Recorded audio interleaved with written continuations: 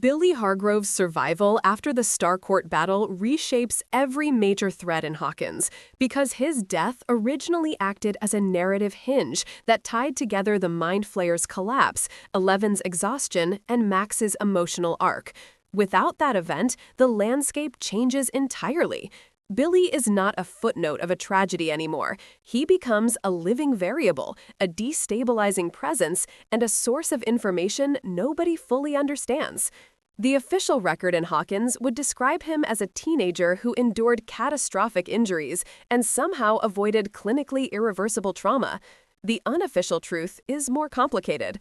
Billy survived because the psychic disruption caused by 11 severed enough hive mind pathways to break the Mind Flayer's grip without fully extinguishing the imprint it left behind. That imprint behaves like residual electrical signals that linger in the nervous system after extreme neurological stress, a phenomenon observed in patients who experience seizure clusters or dissociative episodes. As Billy is stabilized by emergency responders, Hawkins' memorial encounters a medical picture that doesn't fit established frameworks. His vitals fluctuate unpredictably. His pupils dilate in response to stimuli that aren't present. His reflexes fire in patterns that resemble involuntary defensive responses rather than conscious motor commands. These details echo real-world observations of patients recovering from high-intensity dissociation, where the body continues to respond as if danger remains even when the threat is gone. Meanwhile, the Hawkins group faces a new psychological landscape. They had braced themselves for loss, for closure, for the stabilization that comes when a battle ends. Instead, they receive uncertainty. Billy lives, but nobody knows what that means. 11 feels the faint echo of something inside him, a residue of pressure that resembles the Mind Flayer's networked presence. Max stands between resentment and desperate relief, unsure whether she is supposed to welcome him back or protect herself from the person he used to be. Medical teams observe unusual recovery patterns in Billy. Neurological tests show bursts of hyperactive cortical activity similar to what researchers describe in cases of extreme sensory overload. His memory retrieval oscillates. Sometimes he recalls events clearly, other times he experiences intrusive flashes that don't belong to him. In trauma psychology, these phenomena are often interpreted as the brain struggling to interpret unintegrated experiences. In Billy's case, those experiences weren't generated internally, they were imposed by a hostile psychic entity. Government oversight quickly intensifies. Dr. Owens initiates a containment protocol designed for individuals exposed to high-risk anomalies. The protocol doesn't classify Billy as dangerous, but as potentially unstable.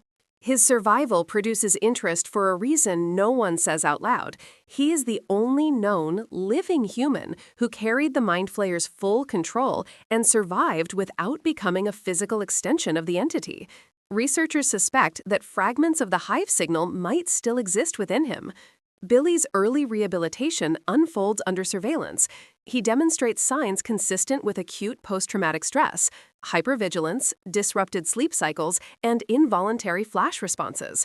But unlike conventional PTSD, his symptoms sometimes coincide with environmental disturbances that seem unrelated to his immediate stimuli.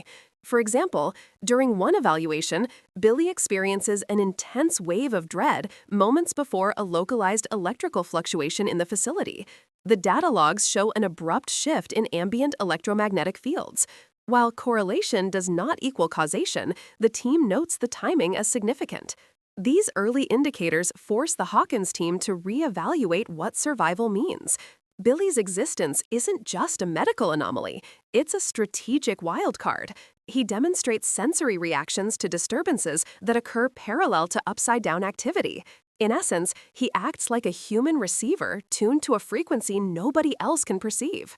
Dustin theorizes that Billy's nervous system retains a weakened connection to the hive, functioning like a residual neural circuit. Will understands this idea intuitively because he experienced a similar, though less intense, after effect during Season 2. The group's reactions vary. Lucas approaches the situation with practical caution. Mike remains skeptical of Billy's intentions. 11 senses the psychic residue and feels compelled to help stabilize him even though her powers are weakened. Max attempts to build boundaries, unsure whether proximity will reopen emotional wounds or provide closure she never expected. Steve, torn between protective instincts and old rivalries, tries to stay neutral. As Billy regains mobility, his internal world becomes a central focus. He experiences auditory distortions that resemble hive mind echoes. These are not hallucinations in the traditional sense.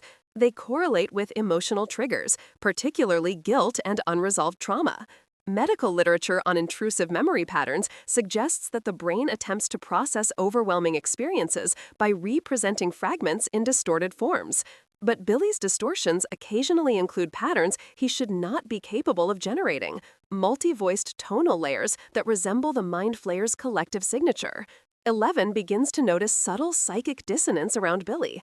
When she focuses on him, she senses traces of static-like noise in the mental environment. It is similar to the presence she felt when the Mind Flayer influenced Will, but heavier, denser, and shaped by the season-long possession Billy endured. Elle attempts to suppress the residue, but her weakened abilities limit her reach. Her effort stabilizes him temporarily, giving him clarity for short periods, but she can't fully sever the imprint. The Upside Down reacts to Billy's survival as well. The hive structure lost its primary human anchor, but a fragment of its neural mapping remains embedded in him. This remnant provides the Mind Flayer with a faint sensory channel into the world, though too weak to re-establish possession. Instead, it serves as a passive signal that occasionally becomes active when environmental conditions align, such as shifts in dimensional pressure or proximity to new breach points. As Hawkins transitions into the equivalent of what would have been Season 4, Billy becomes an unstable asset. He retains glimpses of the hive's hierarchies, though they manifest as sensations rather than thoughts. Pressure behind his eyes when the Upside Down stirs, a metallic taste in his mouth when dimensional barriers thin, or a sudden wave of dread when Vecna's influence brushes against his trauma. These sensory cues resemble neurological patterns documented in patients who experience synesthetic signals during seizure auras, cross-wiring between emotional, sensory, and cognitive domains. This instability draws contrasting responses from the group. Dustin sees potential tactical value. Will empathizes deeply with the feeling of being used as a vessel. Mike distrusts the unpredictability and fears that Billy could become a liability. Max struggles between anger and compassion, feeling the weight of unresolved family trauma. 11 feels responsibility, sensing that whatever remains inside Billy is partly her burden because her psychic push disrupted but did not eliminate the Mind Flayer's control. Billy's presence also challenges the adults. Hopper, having returned from captivity, regards Billy as a security risk. Joyce argues that he is a victim in need of support. Owens remains neutral but documents everything. Ted Wheeler expresses typical dismissal, but Karen is more observant, recognizing how trauma reshapes a person. These dynamics create a layered environment where Billy is simultaneously protected, monitored, feared, and needed. As Vecna begins his psychological campaign, the altered timeline produces a shift in target selection. Vecna senses Billy's trauma as a potential opening, similar to how he identifies vulnerable minds. But Billy's trauma is intertwined with hive residue, creating a unique mental structure Vecna has not encountered before. Vecna tests the boundary by projecting subtle psychic probes, amplifying Billy's feelings of guilt, inadequacy, and unresolved family trauma. Billy's first confrontation with these intrusive sensations feels like a resurgence of possession. His vision blurs, ambient sound warps, and he experiences a drop in internal temperature, a sensation consistent with the emotional coldness associated with the Mind Flayer's influence. But this time, the presence is different. It is sharp, focused, and personal. Vecna's attacks are not hive commands. They are psychological manipulations tailored to exploit Billy's weaknesses. This new threat forces the group to reassess Billy's role. He is no longer simply recovering from possession. He is being targeted because his mind presents a structural vulnerability that could give Vecna an advantage. The residue inside Billy acts like a half-open door, not wide enough for takeover, but not fully closed. The group realizes they must protect him, not just physically, but psychically. They also recognize that Billy's sensory reactions might help them detect Vecna's movements. Billy becomes the center of strategic discussions even though he never asked for the role. His sensory reactions transform into early warning signals for the group. When the dimensional pressure shifts near the abandoned Creel house, Billy experiences a stabbing tension radiating from his spine to his temples. This sensation aligns with data Owens collects from electromagnetic monitors, confirming that Billy's perceptions have measurable environmental correlation. These correlations aren't random. In neurological case studies, individuals with cross-wired sensory pathways sometimes develop heightened sensitivity to subtle environmental fluctuations. Billy's case mirrors this, but on a scale shaped by direct exposure to an interdimensional hive. His nervous system once operated as a receptor for hive transmissions, and fragments of that architecture remain intact. 11 attempts to assist Billy by stabilizing the residue through limited psychic contact. Each attempt carries risk. Her powers, still fluctuating, sometimes amplify the residue instead of calming it, causing Billy to relive distorted fragments of memories from the Starcourt possession. These episodes create heavy tension between them as Billy struggles to distinguish between memories generated by the hive and memories from his real life. In trauma science, this is similar to memory contamination, where traumatic events distort adjacent recollections. Max faces her own internal battle. She wants to help, but doesn't know how to connect with someone who once represented fear. In moments of vulnerability, Billy tries to apologize for past behavior, but the words struggle to form coherence. Abusive household dynamics often produce communication breakdowns where emotional expression feels unsafe. Billy's attempts reflect genuine effort, but trauma recovery requires reciprocal engagement, and Max oscillates between readiness and resistance. The boys' perspectives shape another layer of conflict. Dustin takes notes, mapping Billy's reactions to environmental changes. Lucas remains measured, suggesting boundaries to avoid overwhelming Max. Will studies Billy with empathy, sensing echoes of his own possession. Will perceives a faint hum around Billy, something neither tangible nor visible, but reminiscent of the oppressive atmosphere he once carried after his own connection to the Mind Flayer. Mike, however, stays wary.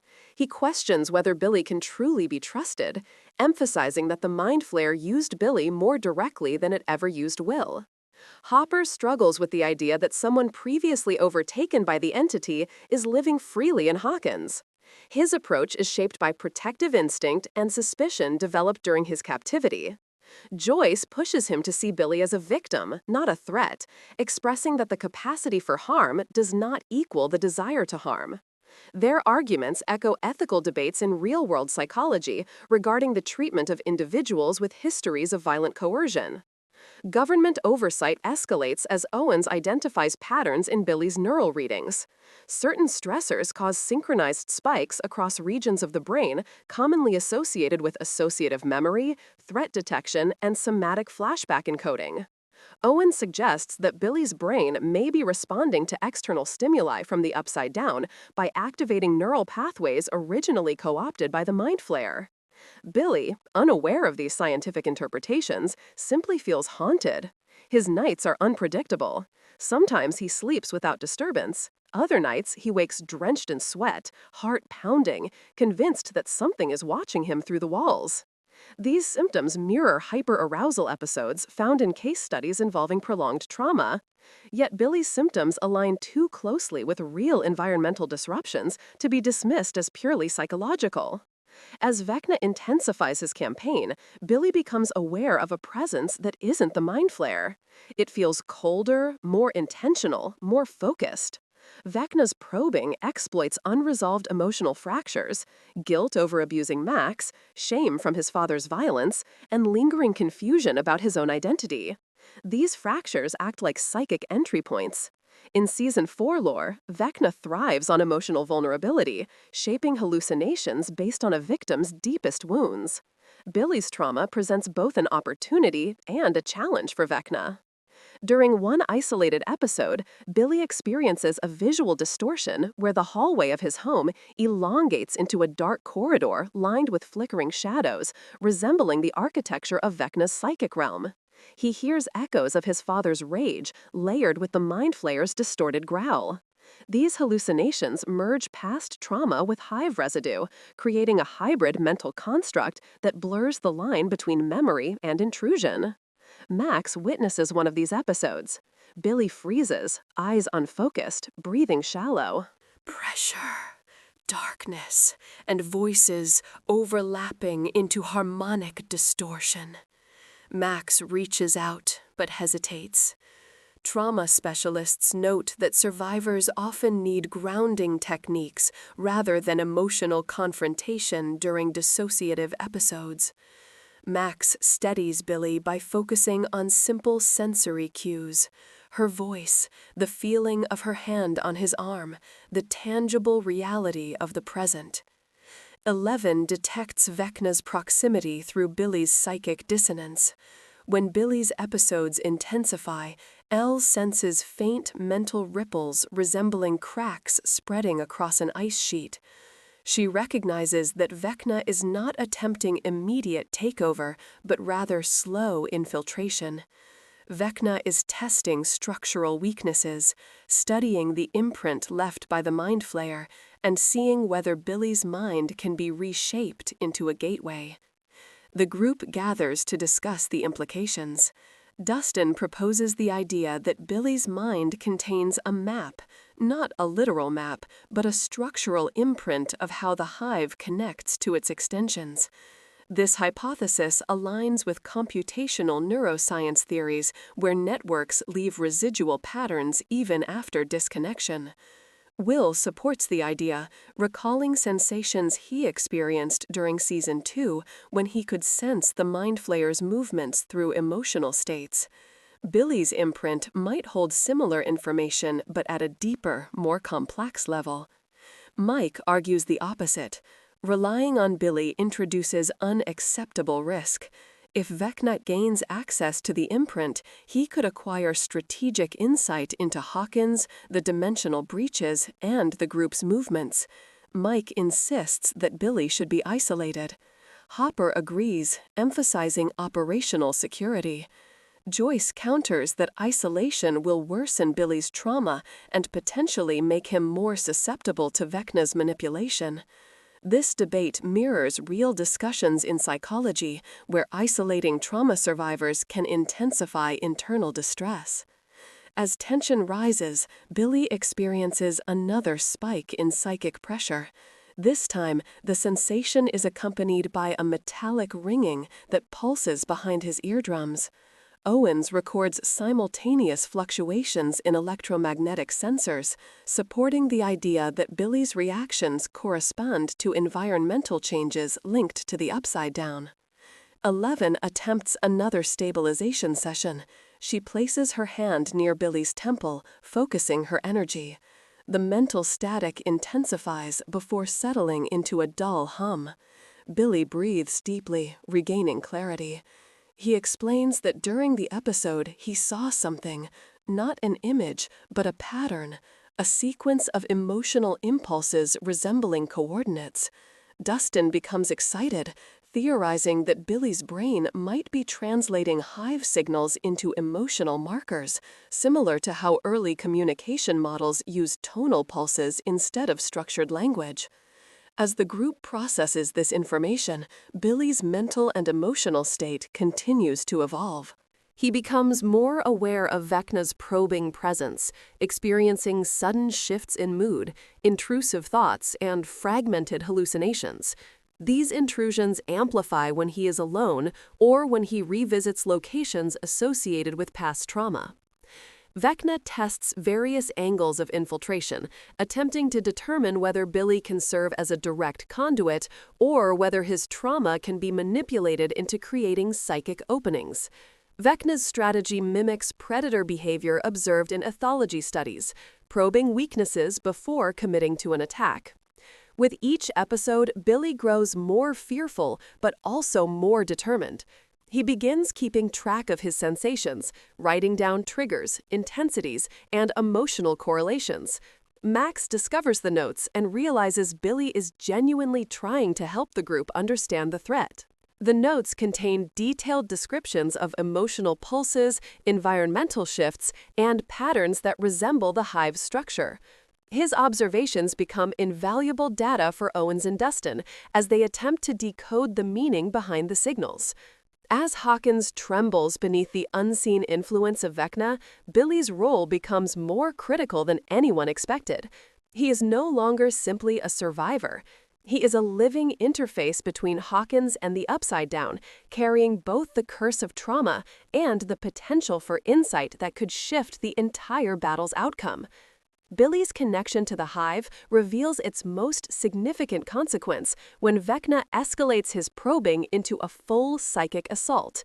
The attack begins subtly, disguised as an intrusive memory of Billy's father yelling at him, but then the environment around him distorts into a twisted reflection of the Creel house interior.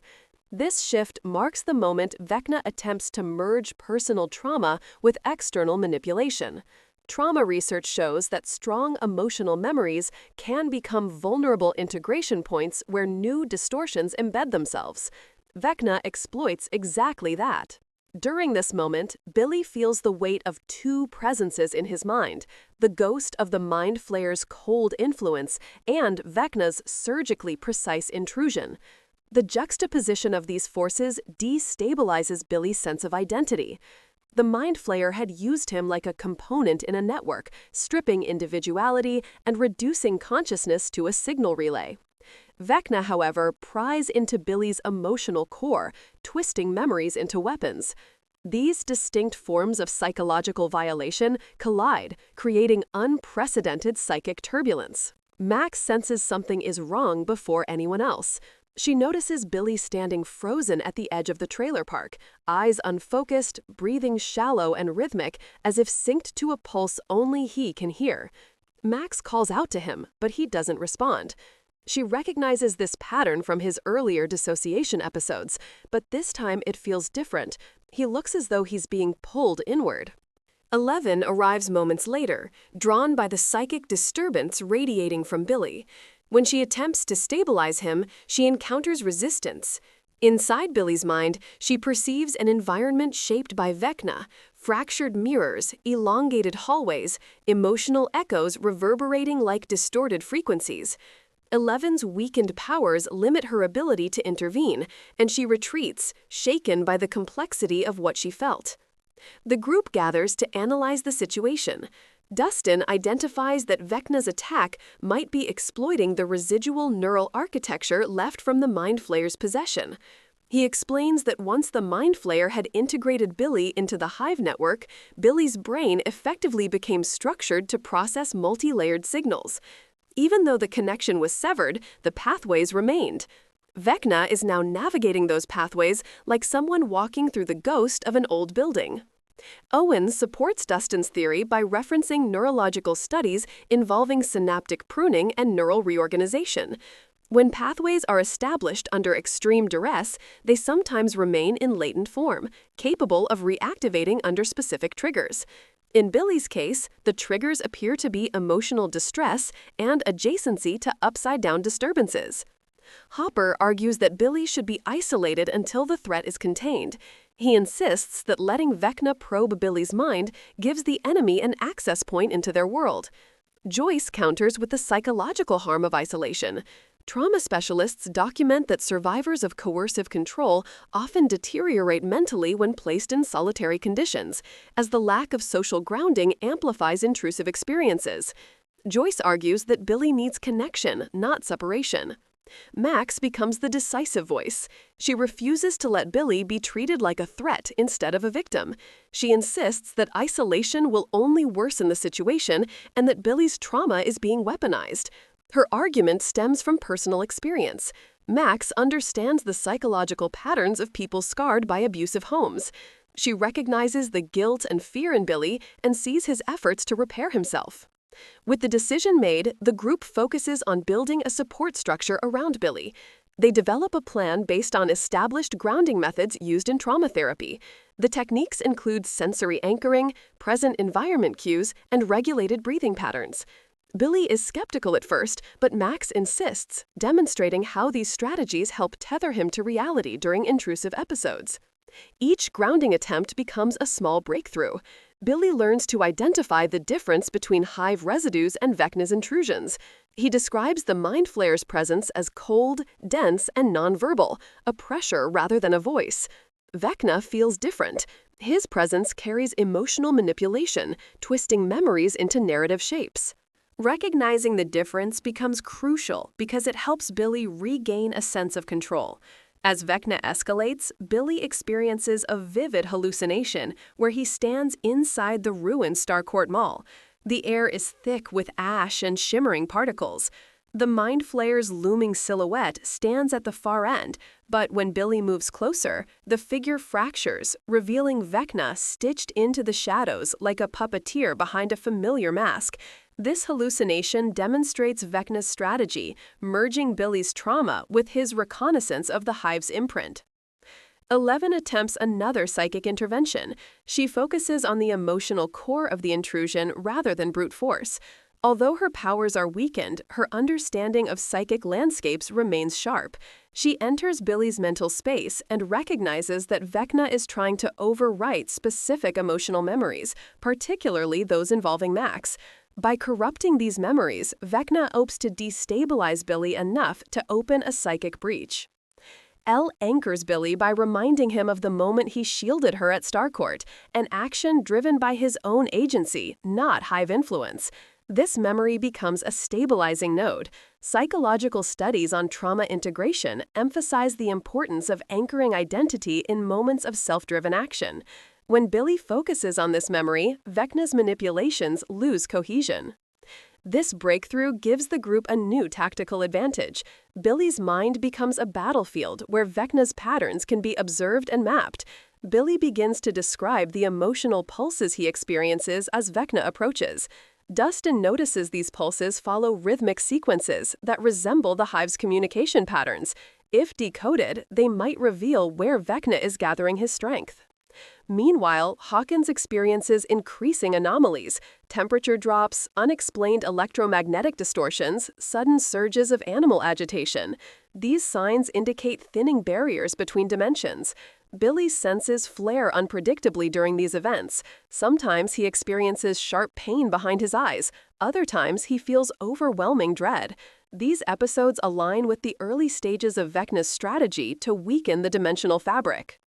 Owens and Joyce collaborate on a containment theory. They hypothesize that Billy's connection to the hive could serve as both a vulnerability and a tool. If guided properly, Billy's sensory reactions could trace the focal points of Vecna's influence before breaches become visible. This approach requires precise support from 11, whose psychic stabilizations help Billy maintain clarity. The plan evolves into a coordinated effort. Billy acts as the detector, 11 acts as the stabilizer, Dustin and Owens interpret the signals, and the rest of the group provides physical and emotional grounding. This dynamic, although risky, reflects real-world multidisciplinary approaches to trauma management combined with tactical reconnaissance. During one intense sequence, Billy's senses pull him toward the Creel house. The sensation is overwhelming, a pressure behind his eyes that intensifies with every step. Upon arrival, he collapses to his knees, describing the presence as layered emotional frequencies vibrating out of sync. Researchers studying synesthetic seizure auras note that emotional and sensory inputs can blend into overwhelming composite experiences. Billy's reaction mirrors this mechanism, amplified by interdimensional influence. As the group explores the area around the Creel house, they detect structural changes in the environment, faint vibrations in the walls, cold air currents, and subtle shifting patterns in dust. Billy interprets these sensations as emotional pulses rather than physical cues. His interpretations lead the group to a concealed section of the house where the dimensional boundary is weakest. Suddenly, Billy's mind is pulled into another confrontation with Vecna. This time, the intrusion is direct. He sees visions of Max in danger, distorted by guilt. Vecna taps into Billy's deepest fear, failing to protect her. The fear becomes a psychic lever. Billy feels the mental ground beneath him crumble as Vecna attempts to force him into reopening a pathway to the hive. But Billy does not break. Instead, the emotional link to Max becomes a shield. He remembers her voice, anchoring him during grounding sessions. He remembers her insistence that he is capable of change. These memories form a psychological barrier, preventing Vecna from fully overwhelming him. The strength of these bonds aligns with trauma recovery research, which highlights the transformative power of stable relational connections. Billy emerges from the episode with new clarity. He recounts that Vecna is using specific emotional patterns as a blueprint for weakening the dimensional fabric. These patterns correlate with moments of high emotional distress across Hawkins. The group realizes that Vecna is orchestrating psychological assaults across the town to destabilize its collective emotional climate. Billy's insights become critical. By interpreting the emotional pulses, he identifies multiple hotspots where Vecna's influence is strongest. These areas correspond to significant trauma sites, the remains of Starcourt Mall, Will's old house, and the Creel House basement. The group understands that preventing Vecna from exploiting these sites is essential to preventing a dimensional breach. Protecting Hawkins now requires coordinated movement. The group divides responsibilities. Hopper and Lucas monitor the Starcourt remains. Joyce and Will focus on the Byers' old house.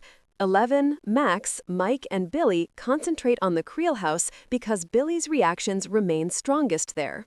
The strategy mirrors coordinated response models used in crisis intervention, where multiple teams address different high-risk zones simultaneously to prevent systemic collapse. As Billy approaches the Creel house again, the atmosphere tightens. He feels the hive residue stirring, as though recognizing the proximity of a critical breach point. The sensation radiates through his limbs, making him feel heavier, as if the air itself has density.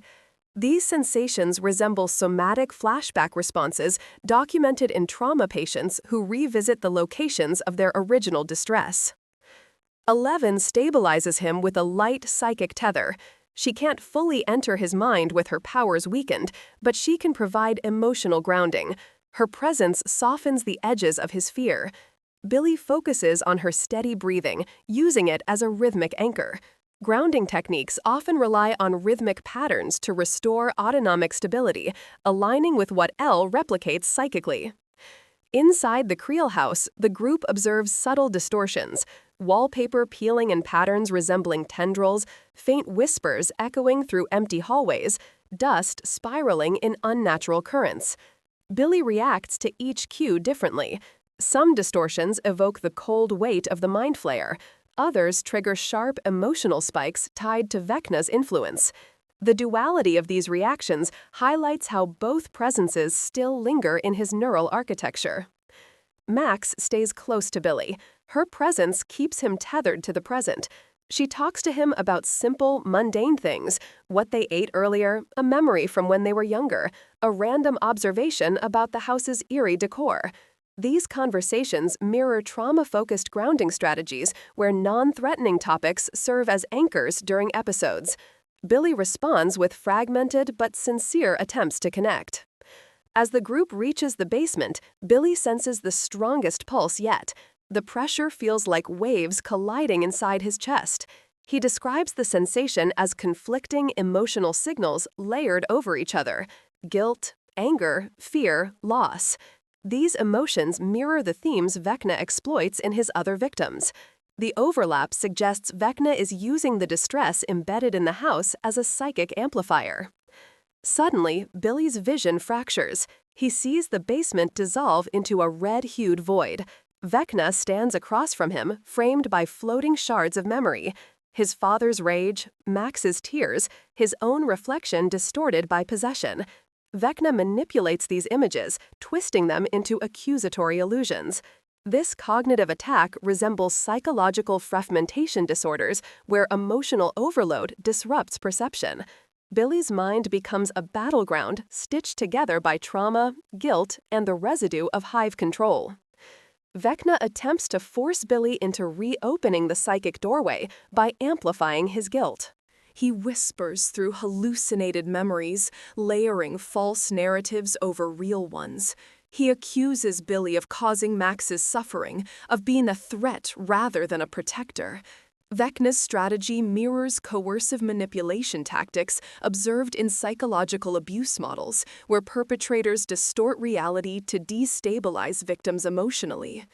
Billy struggles, his breathing becomes ragged, his grip on reality weakens. 11 senses the shift and prepares to intervene. She reaches toward Billy and attempts to strengthen the psychic tether she established earlier.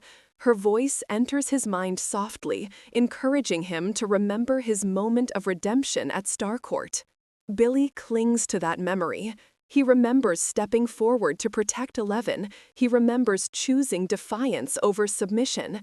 This memory becomes a focal point of resistance.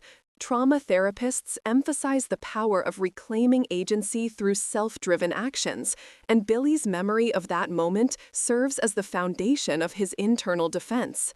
As Billy regains clarity, the illusion around him flickers. Vecna's manipulation becomes unstable. The red void cracks, revealing glimpses of the real basement. 11 intensifies her support, channeling her emotional strength rather than psychic force. She reminds him that he is not alone, that he is not defined by the actions committed under possession. Vecna retreats temporarily, recognizing that Billy's psychological resilience is stronger than anticipated. The withdrawal leaves a psychic shockwave that knocks Billy unconscious. Max catches him before he falls, calling his name with a blend of frustration and fear. Trauma researchers describe post-intrusion collapse as the body's attempt to recover from emotional overload. Billy's collapse reflects this mechanism, scaled through psychic stress. When Billy regains consciousness hours later, he describes a revelation. During his confrontation with Vecna, he sensed something familiar. The pattern of emotional pulses Vecna used to manipulate him followed a structure similar to the Mind Flayer's hive signals, but with a different purpose. Vecna isn't attempting to control him in the same way. Instead, he is trying to access the residual architecture inside Billy to map the pathways between dimensions. Dustin realizes the implications immediately. If Vecna can decode the hive residue inside Billy's mind, he could reconstruct the link the Mind Flayer once used to influence Hawkins. Billy becomes not just a target, but a potential blueprint. Mike reacts with alarm, reinforcing his argument that they cannot rely on Billy. But Will counters, explaining that Billy's experience gives them insight no one else possesses. Billy represents a compromise between danger and utility. Owens develops a theory. If Billy can sense dimensional weaknesses before they manifest, and if those sensations correlate with Vecna's psychic activity, Billy might be able to predict the locations of future breaches. The idea mirrors predictive modeling used in environmental science, where resonance patterns indicate structural instability. Billy's mind, effectively, becomes a sensor for dimensional stress. With this realization, the group begins mapping Billy's emotional pulses to known hotspots. They discover a pattern. Each pulse aligns with a location connected to previous upside-down incursions or emotionally significant events. These sites act as amplifiers, where Vecna's psychic influence gains strength. The emerging map reveals 3 primary zones: Starcourt Mall, the buyer's residence, and the Creel House. As Hawkins destabilizes further, Vecna intensifies his offensive. Billy begins experiencing pulses accompanied by visual distortions even when not near hotspots. Shadows lengthen unnaturally. His peripheral vision flickers with glimpses of twisted hallways. He hears faint whispers layered with his own thoughts. These experiences echo symptoms of derealization episodes found in trauma survivors, but are intensified by the external psychic intrusion. 11 tries to strengthen Billy's resilience through repeated grounding sessions. Even with her limited powers, her emotional support remains crucial. Billy learns to anticipate Vecna's assaults by identifying early signals: pressure in his spine, static in his ears, sharp emotional spikes. He shares these observations with the group, helping them track Vecna's movements in real time. Max becomes Billy's primary emotional anchor. Their conversations shift from awkward tension to cautious honesty. Billy apologizes for his past actions, not expecting forgiveness but acknowledging the harm he caused. Max listens, her responses shaped by years of mixed emotions. She doesn't offer immediate absolution, but she extends a fragile willingness to rebuild.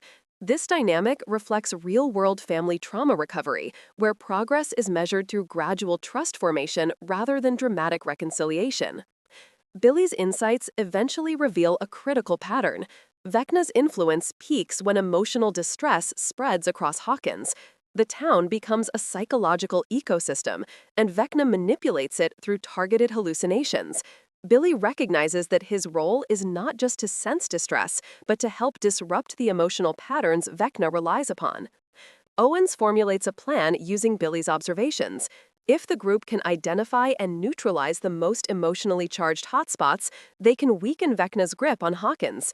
The strategy requires cooperation between Billy, Eleven, and the rest of the team. Billy becomes a crucial element in the town's defense network, not by choice, but by circumstance and growing resolve. Hawkins enters its most unstable phase as Vecna accelerates his assault. The emotional climate of the town begins to shift in measurable ways. People report nightmares, sudden mood swings, and unexplainable dread. Animals behave erratically. Streetlights flicker in rhythmic pulses. Billy feels each fluctuation as a surge of internal pressure, almost like an involuntary reflex. His nervous system reacts before the environment visibly changes, confirming that the hive residue still functions as an early warning mechanism.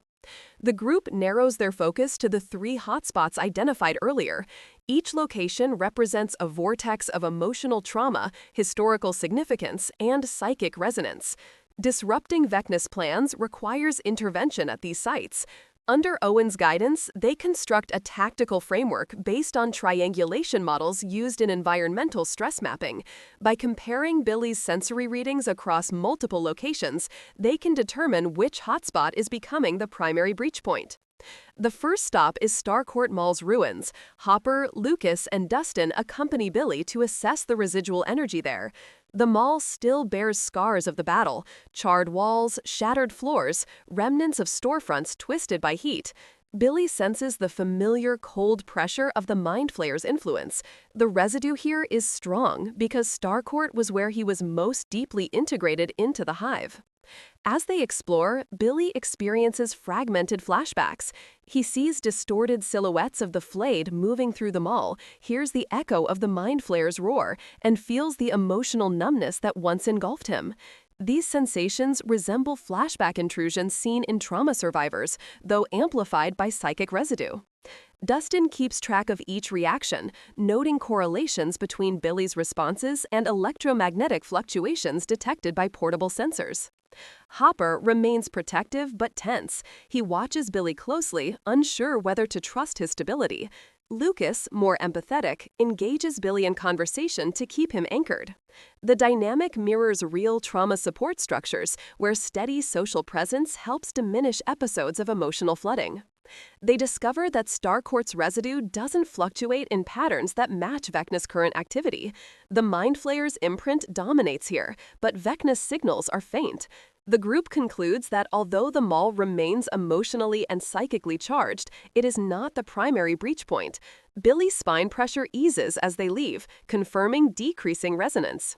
The next hotspot is the buyer's old house. Joyce and Will accompany Billy and Eleven. The house remains empty, but emotionally it holds immense weight. Will's connection to the Mind Flayer was strongest here. His memories permeate the environment. Billy senses a softer kind of pressure, less cold, more melancholic. It feels like echoes of Will's past experiences rather than active intrusion. Will explains that the house holds fear-shaped memories, but those memories lack the sharp, predatory sensation associated with Vecna. As they explore, Billy experiences mild distortions, shadows lengthening, muffled voices, resembling the whispers that once haunted Will. These impressions reflect environmental echoes rather than active signals. Owens concludes that the house retains emotional resonance but lacks the dimensional instability seen in active breach zones. The final hotspot is the Creel house. Billy's reactions intensify the moment they step onto the property. His body tenses, breathing shallow, vision unstable. He feels a layered emotional pulse, guilt, anger, terror, woven into a pattern that matches Vecna's psychic signature. This is the strongest correlation yet. Inside the Creel house, distortions amplify.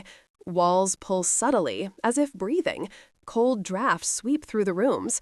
Max feels a familiar heaviness, reminiscent of the moments leading up to Vecna's attacks on other victims. 11 stays close to Billy, maintaining a light psychic tether. Billy's senses lock onto the basement again. The emotional pulse is stronger than before. He feels Vecna's presence not as a shape, but as a rhythm. The pulse patterns match the sequence he felt during earlier intrusions. Dustin compares these patterns to the hive sequences he recorded. They align almost perfectly, confirming that Vecna is attempting to hijack the architecture left behind by the Mind Flayer. Owens proposes a theory. Vecna is using Billy's residual hive imprint as a template. By analyzing these emotional pulses, Vecna can identify the structural weaknesses between dimensions and exploit them. Stopping Vecna requires disrupting this psychic mapping process. The group formulates a plan. 11 will stabilize Billy to prevent further infiltration. Dustin and Owens will interpret the pulse patterns to locate the central breach. Hopper and the others will form a defensive perimeter around the Creel property. Max stays near Billy, providing emotional grounding. The strategy resembles coordinated crisis response operations, where psychological stabilization and tactical movement occur simultaneously. As they prepare, Billy experiences a sudden spike in internal pressure. He drops to his knees. His vision fractures into shards of red light. Vecna initiates a direct assault. Billy sees visions of Max bound in chains of shadow, hears accusations twisted from childhood memories, and feels an overwhelming pull toward reopening the psychic doorway. 11 reacts instantly. She strengthens her tether, focusing not on force but on emotional clarity. She speaks to Billy with steady determination. She reminds him that he broke free once before, not because of power, but because of choice. Billy anchors himself in that thought. Trauma research supports that recalling self-determined actions strengthens identity coherence during episodes of psychological fragmentation. Vecna intensifies the attack. Billy feels the Mind Flayer's cold weight merging with Vecna's manipulations, creating a hybrid assault. He hears the hive's wordless pressure combined with Vecna's sharp accusations. The dual sensory load nearly overwhelms him. Max steps in. She talks to Billy, grounding him with memories that Vecna cannot corrupt.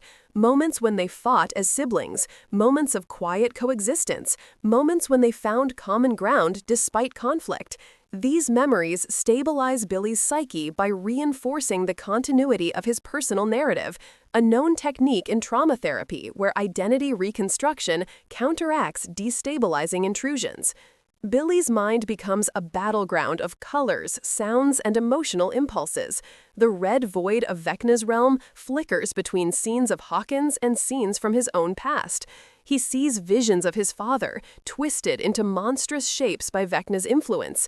He sees younger versions of himself, replaying moments of helplessness and anger. Each vision attempts to erode his sense of agency. 11 enters the psychic space more directly. She cannot match Vecna's strength, but she doesn't need to. Her role is to reinforce Billy's psychological defenses, not fight on his behalf. She focuses on stabilizing his emotional core. Slowly, the visions flicker. Billy recognizes Vecna's illusions for what they are. He feels the difference between manipulated guilt and real memory. The turning point arrives when Billy asserts his own identity. He rejects Vecna's narrative, acknowledging responsibility for his past while refusing to let it define him. This psychological confrontation reflects real recovery principles where trauma survivors reclaim agency by integrating rather than denying their experiences. Vecna loses cohesion. The psychic red void collapses. Billy feels a shockwave ripple through his mind, pushing Vecna back. For a moment, everything is silent. Then, Billy senses a new pattern, a concentrated emotional pulse that aligns with the structure of the final breach point. He understands exactly where Vecna is about to break through. Billy emerges from the episode with clarity. He tells the group that Vecna is focusing his efforts beneath the Creel house, in the area where the dimensional fabric is thinnest. The emotional pulse he felt was unmistakable, a buildup of pressure matching the final stage of interdimensional rupture. The group prepares for the final confrontation. Billy's role is no longer ambiguous. He is the guide, the sensor, the one who can identify the exact moment Vecna attempts to force an opening. 11 is the stabilizer, supporting Billy and weakening Vecna's reach. The others form the physical defense team. Max stays with Billy, ready to ground him emotionally through the most intense confrontation yet. As they descend into the basement once again, Billy feels the pressure building. The walls shake subtly. Dust spirals upward in unnatural patterns. The temperature drops. They move toward the exact spot Billy identified. Vecna's presence becomes palpable. The final act begins as Hawkins stands on the edge of another breach, with Billy at the center of the battle he never wanted but refuses to run from. The air in the Creel house basement thickens as the final confrontation approaches. Billy feels the pressure inside his chest sinking with the vibrations in the walls. It is not just sensory anymore. It is structural. The boundary between worlds is thinning, and his mind registers every shift like an instrument tuned to a collapsing frequency. 11 steadies him with a light psychic tether, anchoring his perception as the emotional noise intensifies. Max stays at his side, grounding him with simple spoken cues, reminding him of the present, reminding him that he is here, alive, choosing this. Her voice cuts through the psychic distortion like a familiar rhythm, reinforcing his sense of self amid the turmoil. Vecna's presence presses against the dimensional barrier. Shadows twist along the edges of the room. The emotional pulses Billy senses accelerate into a rapid pattern that resembles a countdown.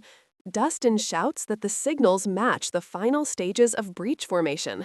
Owens confirms that the energy readings are spiking beyond any previously recorded levels. Hopper prepares the team, bracing for an attack from both the physical and psychic fronts.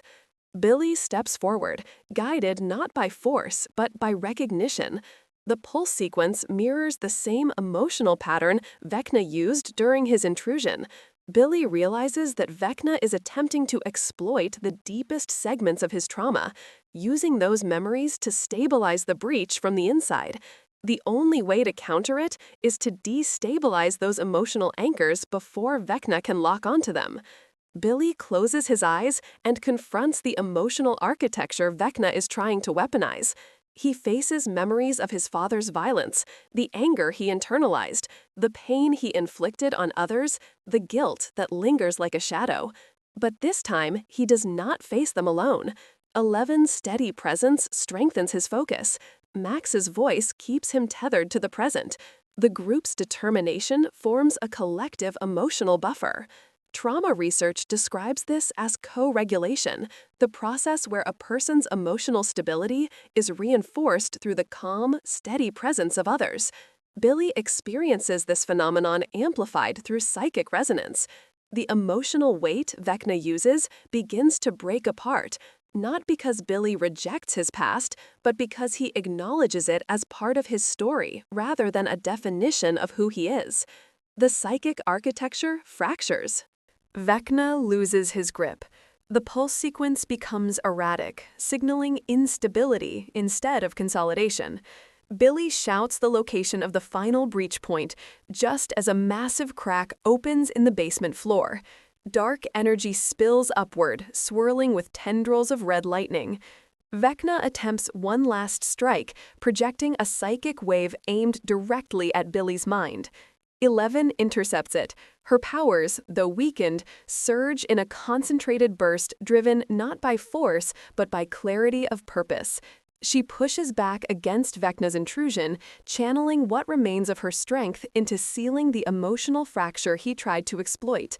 Billy supports her by stabilizing the psychic field from the inside, using the clarity he gained to disrupt Vecna's emotional anchors. Together, they sever the breach point before it can fully open. The basement erupts in a shockwave of cold air and collapsing resonance. Dust blasts upward. The ground trembles. Then silence. The oppressive atmosphere lifts, replaced by a familiar stillness. The breach seals completely. Vecna's presence withdraws into the deep recesses of the Upside Down, weakened but not destroyed. Hawkins is safe, for now. Billy collapses from exhaustion. Max catches him, holding him tightly for the first time in years. There is no dramatic speech, no sudden absolution, just a quiet moment of recognition that something fundamental has shifted between them. Billy is still flawed, still recovering, but he is no longer lost in the emotional labyrinth that once defined him. 11 kneels beside him, placing a gentle hand on his shoulder. She senses that the hive residue inside him has changed. The cold static of the Mind Flayer has diminished. The emotional distortions left by Vecna have weakened.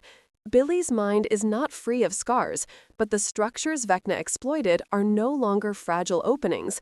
They are stabilized pathways shaped by agency, support, and resilience. Owens confirms that the dimensional readings have returned to baseline. Hopper checks the perimeter to ensure there are no lingering anomalies. Dustin and Lucas help set up temporary monitoring in case the breach attempts to reform. Joyce comforts Will, who remains shaken by the magnitude of the psychic disturbance. The group's collective response resembles real-world crisis recovery models, where stabilization is followed by monitoring and psychological decompression. In the days that follow, Hawkins slowly returns to an uneasy normal.